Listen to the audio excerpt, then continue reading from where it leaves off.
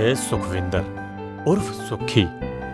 बहुत समय नहीं हुआ, अभी पिछले साल की ही बात है जब भाई सुरेंद्र ने कनाडा से डॉलर भेजे थे और ये बोरिंग करने की प्लानिंग किए बैठे थे अगली रबी में गेहूं बोने के लिए। पर कुछ अपने चचेरे भाई लक्की से पिछले साल की फसल के चर्चे और कुछ अपनी बीवी की सलाह और बाकी इनके साले जस्सी की मदद ने इन्हें चने की फसल का रास्ता दिखाया। नतीजा, आधे खेतों में सुखी ने गेहूं की जगह चने बोए। मेहनत और अकल से खेती की तो किस्मत को भी साथ देना ही पड़ा। गेहूं से दुगने तिगने दाम पर बिकने वाली चने की सोने जैसी फसल ने सुखी के नए घर में भी ढेरों खुशियां भर दी। वैसे तो आजकल ये चैन की नींद सोते हैं, पर आज बार बार उठकर अलार्म घड़ी देख रहे हैं और फिर सो जाते हैं। सुबह 6 बजे की ट्रेन है और घंटे भर का रास्ता है स्टेशन का। आखिर उनका छोटा भाई सुरेंद्र जो आ रहा है कनाडा से।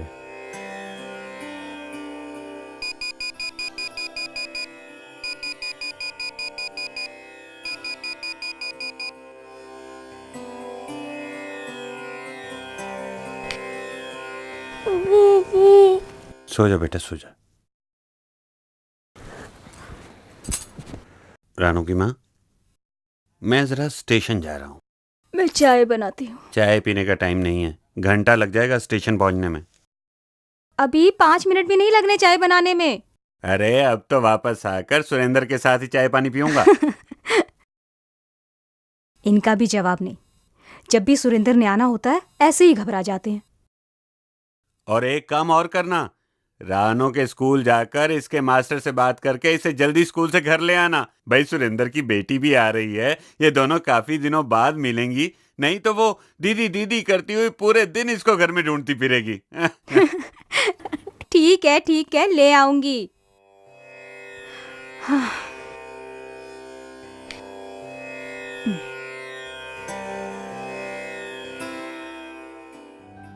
भाई इस बार जब तुम्हारा चेक मिला तो मैंने पूरा मन बना लिया था बोरिंग करवाने का, रबी में गेहूं के लिए।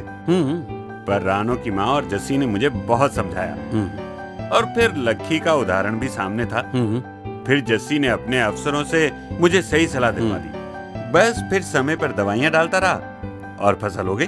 पर भाई कीड़े मारने के लिए कोई आलतू फालतू दवाई तो नहीं डाल दी? अरे नहीं, आलतू फालतू दवाइयां ना डालने की सही सलाह दी थी उन्होंने। उन्होंने कहा था कि सिर्फ एनपीवी या नीम का घोल इस्तेमाल करो।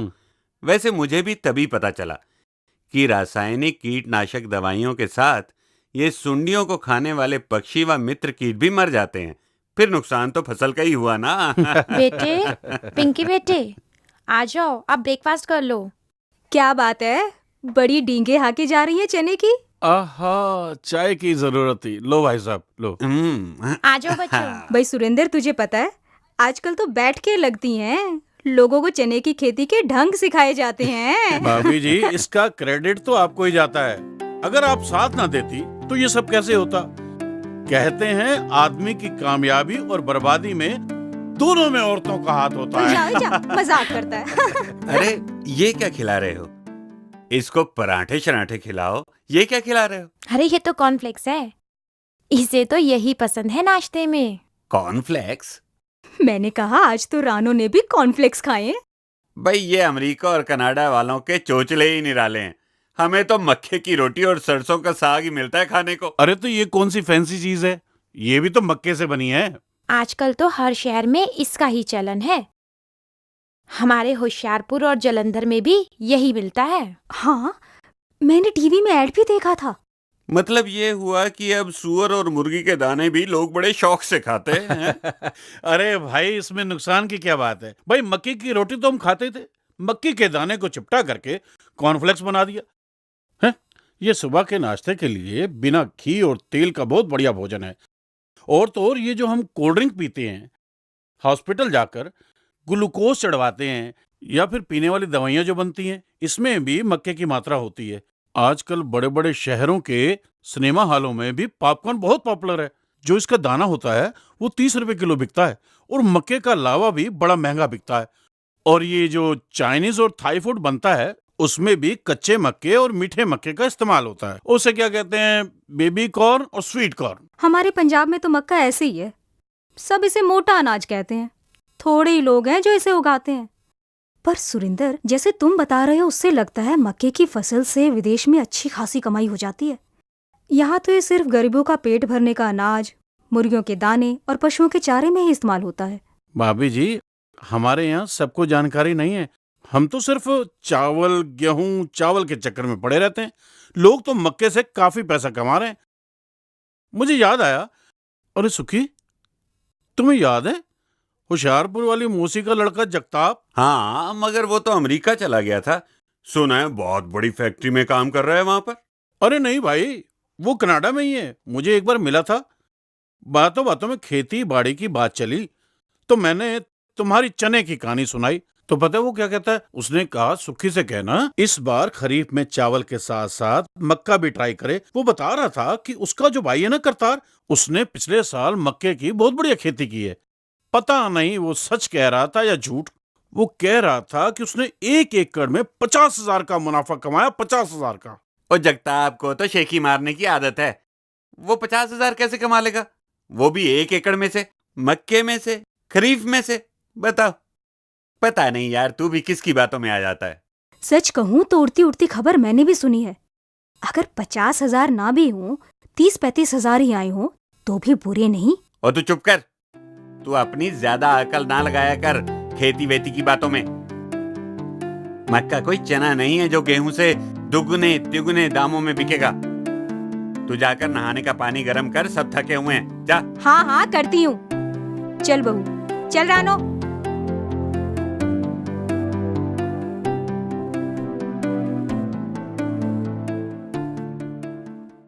देख सुखी, खेती तो तुम्हें ही करनी है, तो फैसला भी तुम्हारा है। मैं चाहता हूं एक बार होशियारपुर चलें। एक तो करतार से मिल भी लेंगे और दूसरा उसकी मक्की की खेती के बारे में पता भी चल जाएगा। क्यों, क्या कहते हो? सुरेंद्र, तू कहता है तो ठीक है। पक्का? चलेंगे करतार।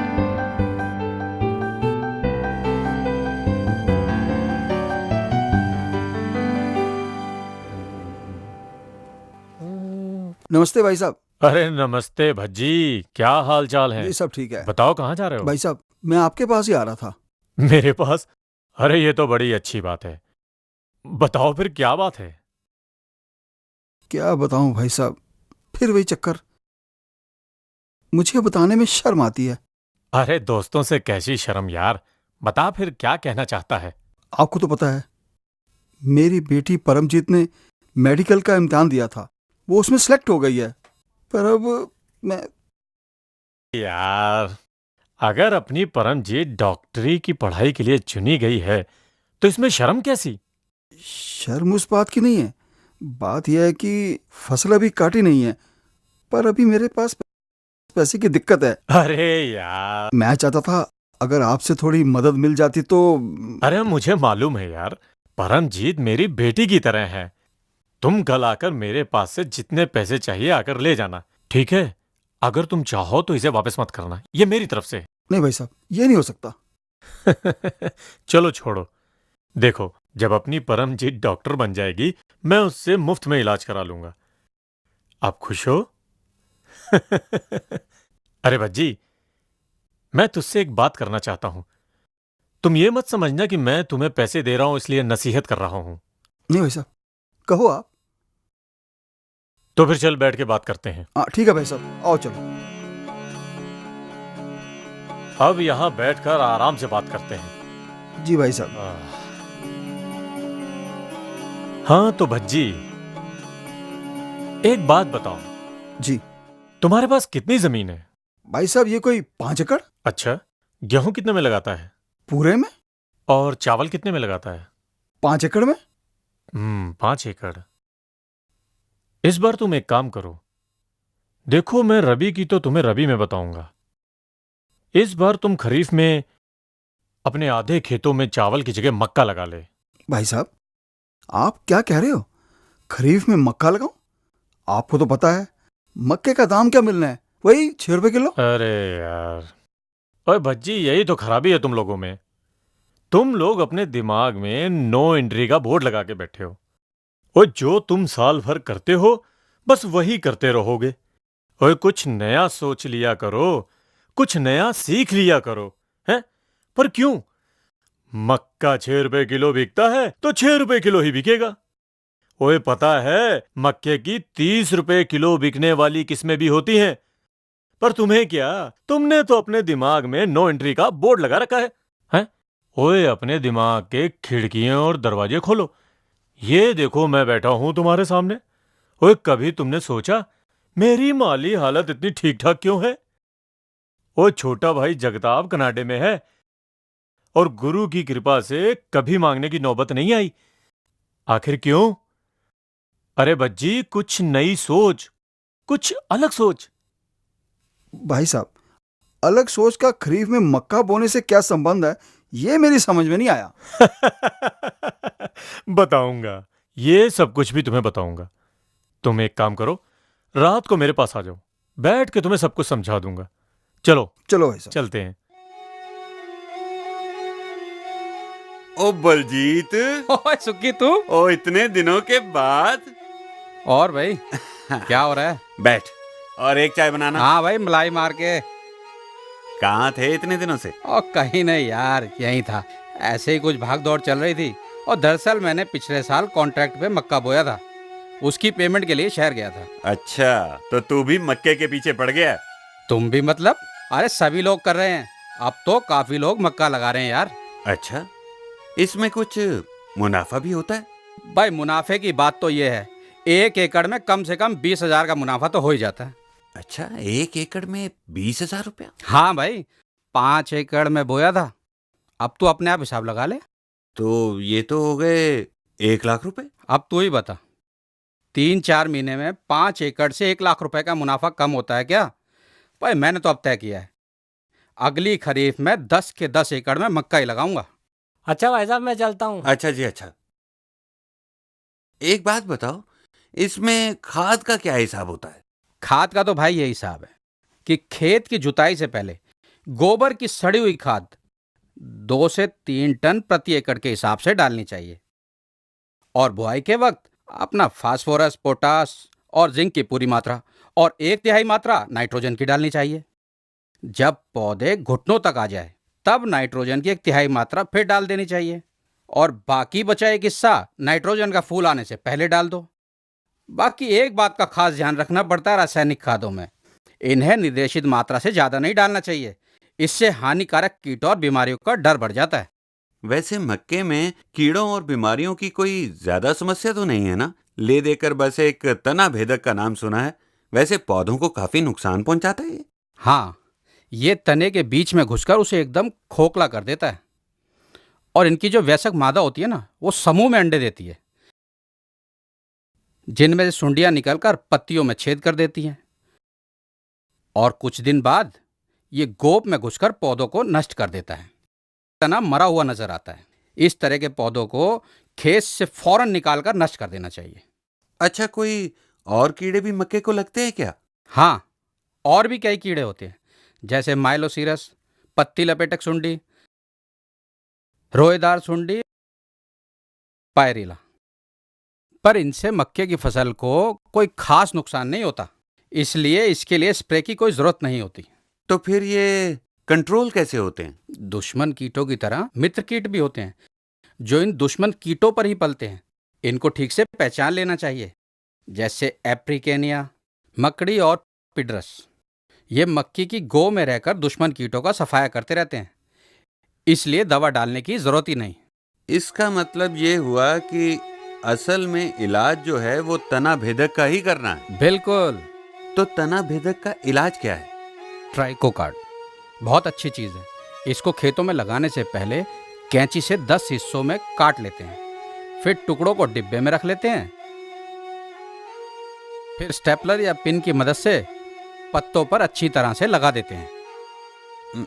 एक बात बताओ, इसको लगाने का कोई खास वक्त होता है? हाँ, बीज के अंकुरण के ठीक 8 दिन के बाद 3 काट प्रति एकड़ के हिसाब से लगाने चाहिए। फिर ठीक उसी तरह 12 दिन के बाद और 16 दिन के बाद करना होता है। अच्छा अच्छा अच्छा, अच्छा। अगर ट्राइको कार्ड ना मिले ना तो एंडोसल्फान 3 मिलीलीटर 1 लीटर पानी के हिसाब से अंकुरण के 12 और 14 दिन के बीच स्प्रे करना चाहिए। अच्छा, ये कार्ड करता क्या है? मतलब तना भेदक को कैसे कंट्रोल करता है? और ये तो साइंस की बात है, पर है बहुत मजेदार। इस कार्ड पर छोटे छोटे परजीवित अंडे चिपके होते हैं, कम से कम 20,000, जो कुछ घंटों बाद इसमें ततैये जैसा परजीवित निकलता है, जो तना भेदक के अंडों पर ही पलता है। बाकी एक खास बात का ध्यान रखना चाहिए, इसे धूप से बचाकर शाम को ही लगाना चाहिए। ओहो, शाम से मुझे याद आया, सुरेंद्र मेरा इंतजार कर रहा होगा। बेटा, पैसे खाते में लिख लेना, बातों बातों में समय का पता ही नहीं चला। तो एक बात का खास ध्यान रखना, मक्का आज की तारीख में 9 लक्खा है, 9 लक्खा। हाँ हाँ, लगा लूंगा मक्का भी, और तुझसे पूछने भी आ जाऊंगा जब कोई जानकारी चाहिए होगी। अब तो मुझे जाने आ दे। जाइए, जब दिल करे आ जाना। ओए, मैंने अपने खेतों में मक्का लगाया था, पर तुम्हें क्या, तुम तो अभी तक गेहूं और चावल के चक्कर पे चक्कर काट रहे हो। अरे मेरी आमदनी जो है ना, वो चावलों से ज्यादा हुई थी। पूछो क्यों? वो कैसे भाई साहब?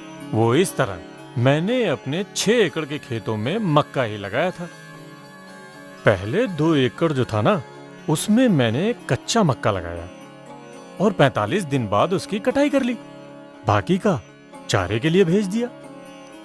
अरे शहरों में कच्चे मक्के को बेबी कॉर्न कहते हैं, और बताऊं, शहरों के होटलों में इसके अच्छे दाम मिल जाते हैं और चारे के भी अच्छे दाम मिल जाते हैं। इसका मतलब बाकी 4 एकड़ में भी आपने मक्के लगाया होगा? हाँ हाँ बिल्कुल। बाकी के पहले जो 2 एकड़ थे उसमें मैंने भुट्टे निकाल लिए, और बाकी के 2 एकड़ में मैंने पॉपकॉर्न निकाल लिए। अब तुम मुझे बताओ, ऐसी सहूलियत और ऐसा फायदा किसमें है? भाई खाद का जो है सो है, बाकी बोरिंग पानी का चक्कर चावल से तो कम ही है। चावल की तरह मक्के में पौध या नर्सरी लगाने की जरूरत नहीं पड़ती। इसकी वजह से लेबर का खर्च भी घटता है।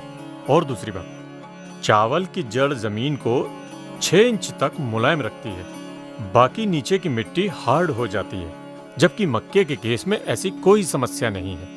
मक्के की जड़ काफी नीचे तक जाती है। अब हम आप 4 पैसे ज्यादा कमा लें और हमारी जमीन भी सही रहे, तो इससे अच्छी और क्या बात हो सकती है?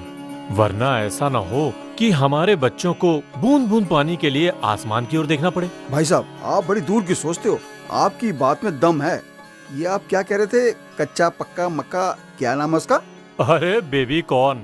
हाँ, बेबी कॉर्न। भाई साहब, इसको लगाने की तकनीक कोई अलग होती है?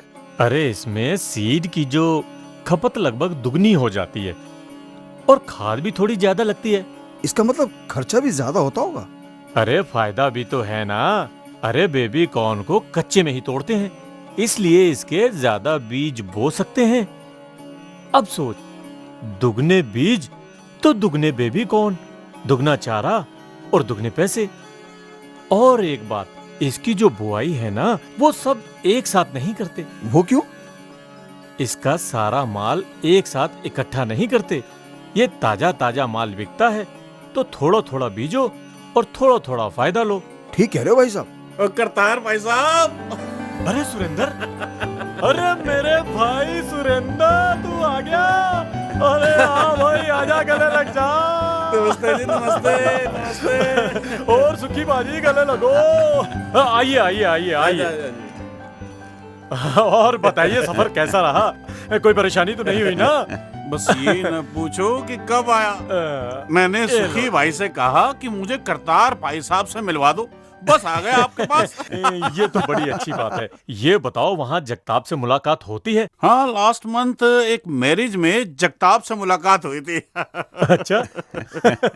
चलो, कम से कम कनाडा में तुम लोग किसी भी शादी में मिल तो लेते हो ना। पर मेरी तो यहाँ पंजाब में भी सुखी भाई से कभी मुलाकात नहीं होती।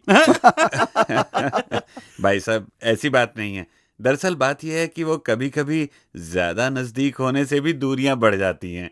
आज का काम कल पर टल जाता है, फिर वो कल कभी आता ही नहीं है। भाई साहब, ये कौन है?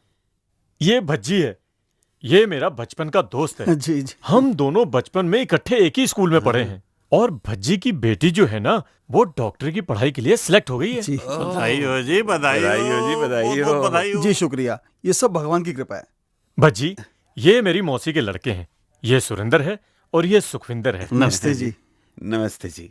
ओए मलकीत बेटे, जल्दी से चाय लेकर आ। चाचे आए हैं।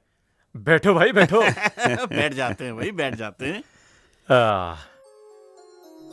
मैं आज भज्जी से बात कर ही रहा था, भाई तू भी इस बार मक्के की खेती कर ले। पर ये कहने लगा, मैंने तो चावल की प्लानिंग की हुई है। मैंने कहा, अब की कम से कम आधे खेत में मक्का लगा ले।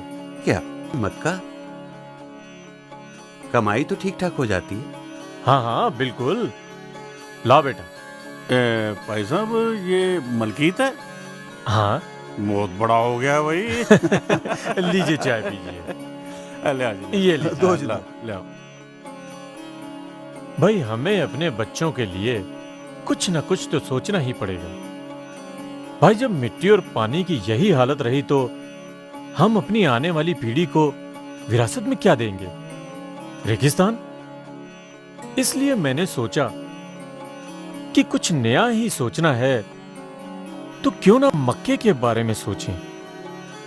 पिछली बारी जब मैं किसान मेले में गया था तो वहां मुझे मक्के का एक जानकार मिला।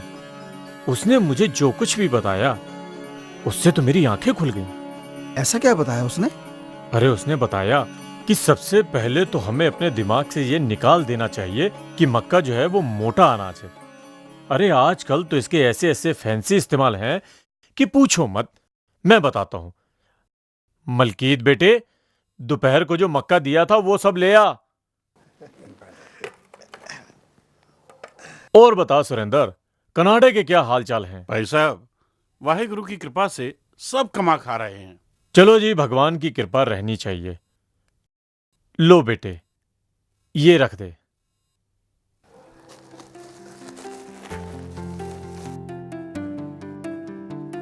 ये देखो, इसे शहरों में पॉपकॉर्न कहते हैं।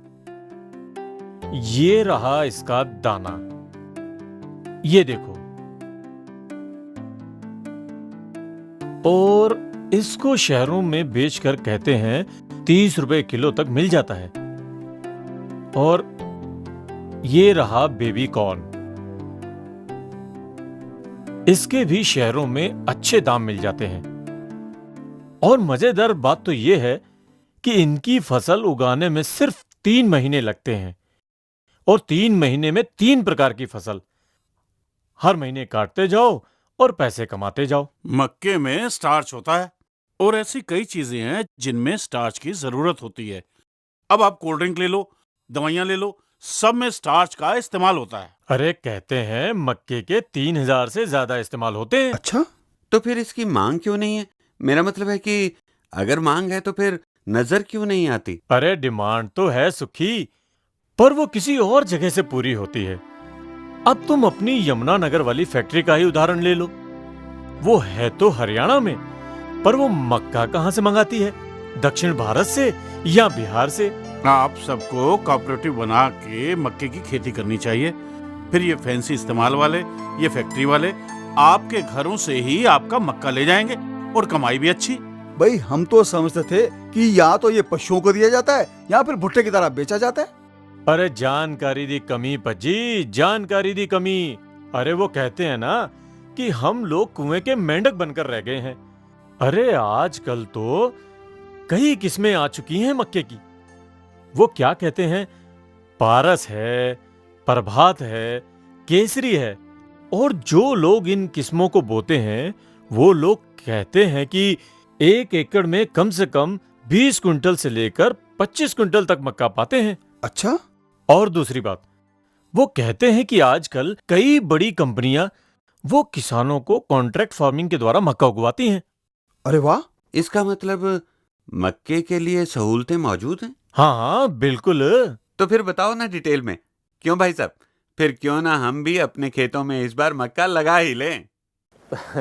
देखिए जी, मैं कोई एक्सपर्ट तो हूं नहीं। मुझे जो उस मक्के के जानकार ने बताया, मैं वही तुम लोगों को बता रहा हूं।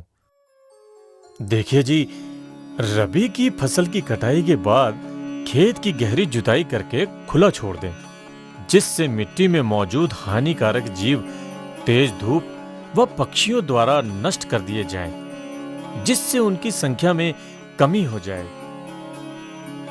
मक्के के खेत में पानी की निकासी की व्यवस्था जरूर होनी चाहिए, यानी मक्के के खेत में पानी का ठहराव बिल्कुल नहीं होना चाहिए।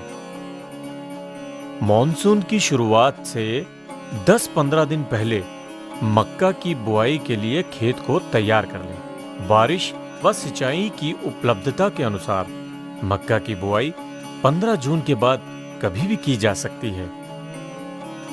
बिजाई करते समय लाइन से लाइन की दूरी 60 सेंटीमीटर तथा पौधों से पौधों की दूरी 22 सेंटीमीटर रखें। बुआई के लिए स्थानीय उन्नत प्रजाति का बीज 8 से 10 किलोग्राम प्रति एकड़ के हिसाब से लें। बोने से पहले बीज को कार्बेंडाजिम से 2.5 ग्राम बीज की दर से उपचारित करें। कार्बेंडाजिम पौधों को अनेक रोगों से बचाता है। खरपतवारों की रोकथाम के लिए बुआई के 1-2 दिन के अंदर ही 800 ग्राम प्रति एकड़ की दर से एट्राजिन का समान रूप से छिड़काव करें। फसल को कीड़ों और बीमारियों के प्रकोप से बचाने के लिए खेत की नियमित निगरानी बहुत जरूरी है। इसके लिए मक्के के खेत में लाभदायक और हानिकारक कीट पतंगों की उपस्थिति के बारे में जानने के लिए एरियल इंसेक्ट ट्रैप का इस्तेमाल कर सकते हैं। मांझर बनते समय अक्सर चेपे का प्रकोप दिखाई देता है। इसके लिए किसानों को विचलित होने की आवश्यकता नहीं, क्योंकि 3-4 तरह की परभक्षी कीट चेपे की कॉलोनियों को काबू में कर लेते हैं। देखिए, यह है सिफिड का लार्वा, किस तरह ये चेपे को खा रहा है।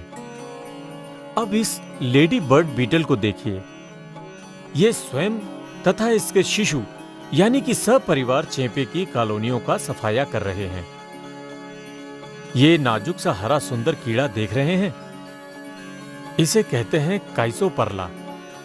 इसका शिशु भी चेपे का शत्रु नंबर 1 है, जो बड़ी मस्ती से चेपों का खून चूसकर उनको नष्ट कर देता है।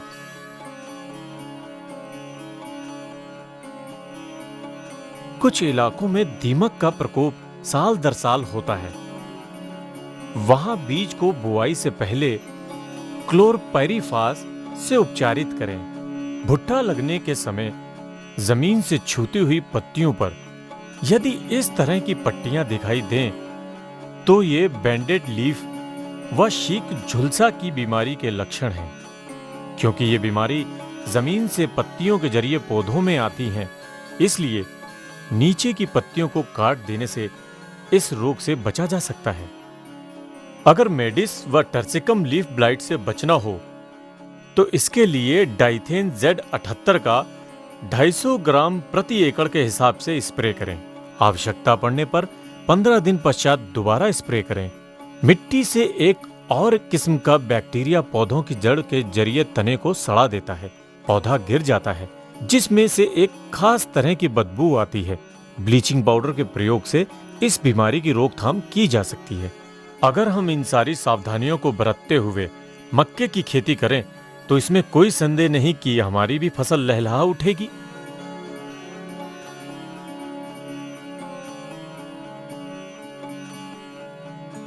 रबी में चना व खरीफ में मक्का लगाकर सुखी ने एक और कदम आगे बढ़ाया। आज वो अच्छी फसल वह होने वाले मुनाफे से खुश तो है, साथ ही साथ उसे इस बात का संतोष है कि आज वो अपनी जमीन में एक नई जान डाल रहा है जो उसकी आने वाली पीढ़ी के लिए एक ऐसा वरदान साबित होगी जो अच्छी उपज और टिकाऊ खेती का आधार बनेगी।